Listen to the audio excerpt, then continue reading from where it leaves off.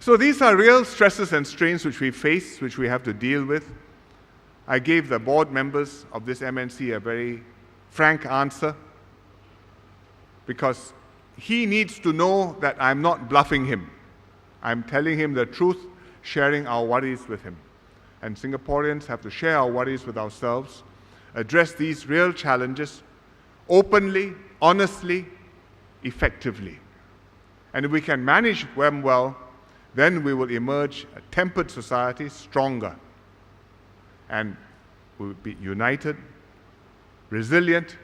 We will have a reputation which will bring in investments and jobs from all around the world.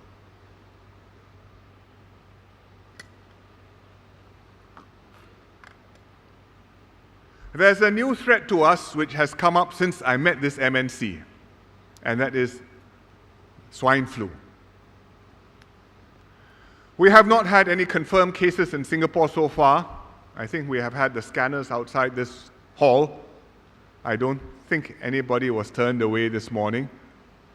We've set up checks at the borders, but we can't catch all of the cases because thousands of people come into Singapore every day, and not all the cases will show symptoms. This is different from SARS. So at some point, we must expect cases in Singapore. In fact, as Minister Corbyn once says, maybe there are already such cases here. We don't know. Flu is different from SARS. Once it is in Singapore, it's going to be harder to keep confined, to isolate, to prevent spreads. So we are taking all the precautions. We've raised our alert status to orange yesterday. Hospitals are all on full alert. I spoke to one of our MPs yesterday who's a doctor. He says, yes, we had to choose which hospital you're operating in. You stay in that hospital. Don't move from hospital to hospital, spread bugs around. Singaporeans also have to do your part. Keep good personal hygiene. Wash your hands regularly. Avoid crowded areas. If you are ill, stay at home. If your child is ill, keep him or her at home. Don't send him to school or to play school. If you have to go out when you're unwell, wear a mask. And if you've been overseas recently, especially if you've gone to Mexico or US, be extra careful. If you have been to Mexico, I think you're on home quarantine for a week. And if you are sick, please see your doctor immediately and follow his advice. It's treatable. There is medicine. We have enough stocks of the medicine. See your doctor. Get medical care. It's different from SARS, but our experience fighting SARS will help us to fight the swine flu. We've been preparing for pandemic now since 2004, 5 years, but still we cannot be complacent. But if we are socially responsible, if we do our preparations and our plans well implemented, we can pull through this outbreak with minimum casualties. These are immediate problems. We look at the economy, we feel gloomy. We look at swine flu, we feel anxious. But I think that we should stand back from these immediate crises, look at the broader picture, look at how Singapore came here, what successes we have had, and I think we have reason to be confident. It is 50 years since we gained self-government in 1959. The elections were held 31st May 1959. The PAP won, formed a new government on the 3rd of June 1959. We adopted the new national flag. Majulah Singapura is our national anthem.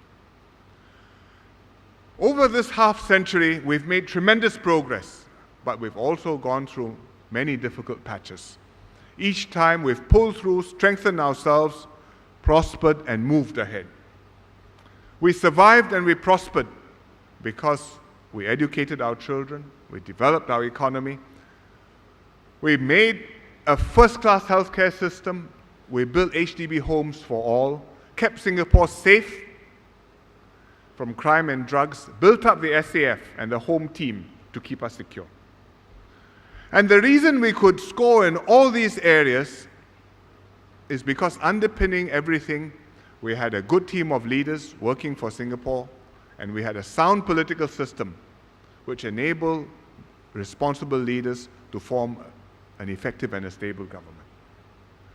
So we should take quiet pride in this, but we also have to sustain and reinforce what we have built.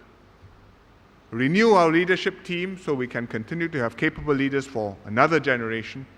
Keep our political system up to date and well adapted to our needs, to a more competitive world, to our more ambitious goals. Then we can continue to grow and prosper for many years to come. So this is the 50th anniversary of Singapore's self-government. I think it's a significant milestone. Those who are my generation or our generation, I think we remember 1959. Those who are in their 30s, if you ask them, what happened 50 years ago, they'll have to think back to their national education classes in order to remember, 1959, on the way to independence. So we must not let this anniversary pass unnoticed, even in the midst of a recession. Not just to look back on what we have done, but to look forward to what we want to achieve together.